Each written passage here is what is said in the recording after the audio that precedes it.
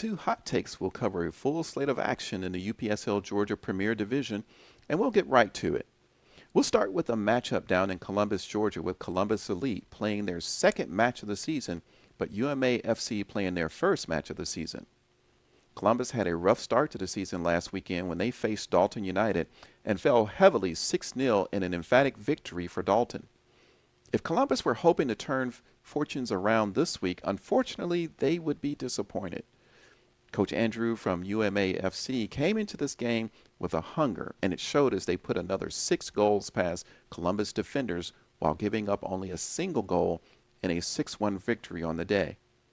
Returning UMA star Tony Kim was back in the lineup, and it's expected he will be vital in UMA's push for honors this season. But he was not needed past halftime as UMA were in irresistible form, getting the best of the inexperienced elite team. UMA jumped on Columbus early and would not relinquish control of the match, but in some instances, Columbus were their own worst enemy, missing gilt-edged chances throughout the game, which could have changed the course of the match. A perfect start for UMA, but a worrying second game for Columbus, who must solve those defensive frailties and improve their ability to finish an attack if they have any hope of survival by the end of the season. The next scheduled game on Saturday had to be postponed to the continuing issues that FC Birmingham are having in Alabama with their venue changes. It's getting to be well known how the state of Alabama is not making it easy for smaller lower league teams to exist, but Doug Walk and company are making progress in this area after a lot of hard work and negotiating with stadium officials. FC Birmingham have finally secured a home venue at Carver High School, and though it did not come in time for the marquee matchup against Kalonji Pro Profile, it will at least help FC Birmingham to plan for the balance of the home games coming up. Kalonji Pro Profile get a weekend of rest after a smashing start to the season last week after their 7-1 victory over the Georgia Athletic. Next up, the Promotion Derby. This is the rematch of the Division I playoff final from last season, which was held at Meadow Creek Stadium in Norcross. Now, this Division I regular season champions were Leminio, Georgia, and they were rematched against the Division I playoff champion, Pachuca, Georgia. Before the season, I did wonder about both of these clubs making it in the Premier. Both teams are exceedingly young and almost academy age. But after this weekend, I'm very impressed by both teams, and I do believe they'll do well this season, maybe better than most will think they would do. But time will confirm one way or another. We just have to wait and see how they finish out this season. But on the day, Pachuca just did edge Leminio, Georgia 1-0, which is the same result from the Division I playoff final. A very close match with two well-coached teams, and that played well on the day. So these will be two teams to look out for as the season goes on. Next is a game not covered by ASMG, but you can see the full match on the Georgia Revolution FC YouTube channel.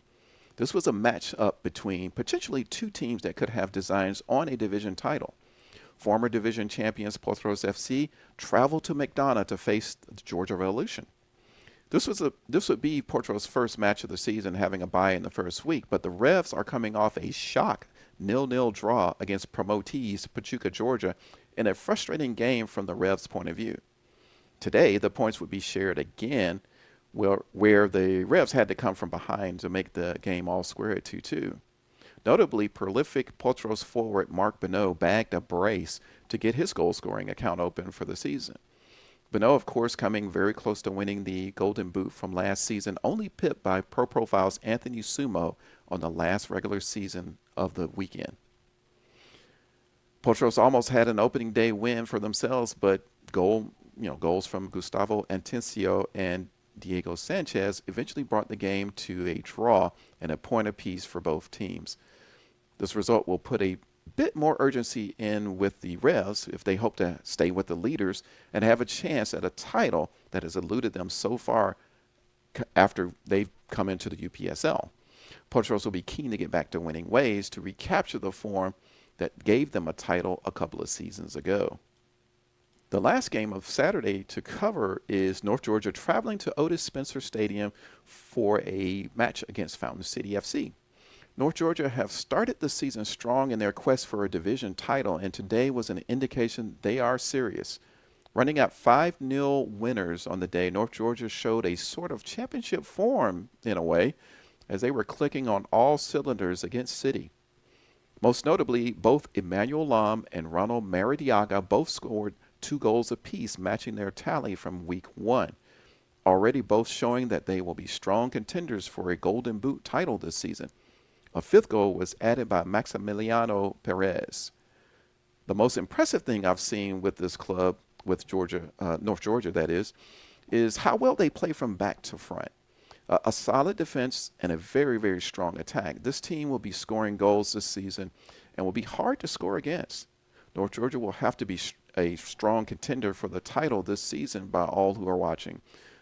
Fountain City had flashes of skill in the game but could not keep up with North Georgia, who were in the zone for this game. With a little more time, Fountain City should improve and allow their new players to gel and get back to winning ways.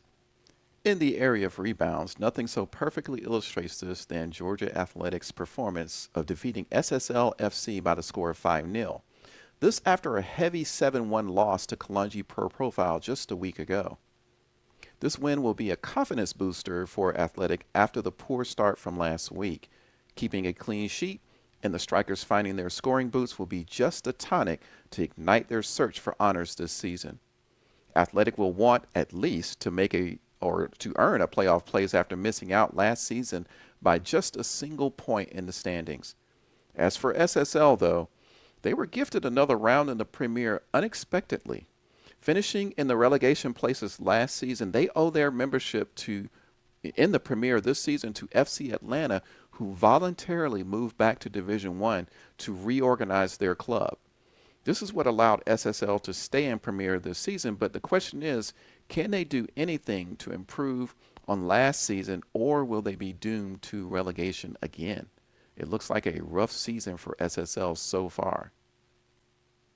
Our final match to review is the disappointing affair down at Locust Grove between Albion FC hosting Dalton United. This looked potentially like it could have been a special match, with Albion returning and trying to improve, but Dalton United looking at their best since results from last weekend.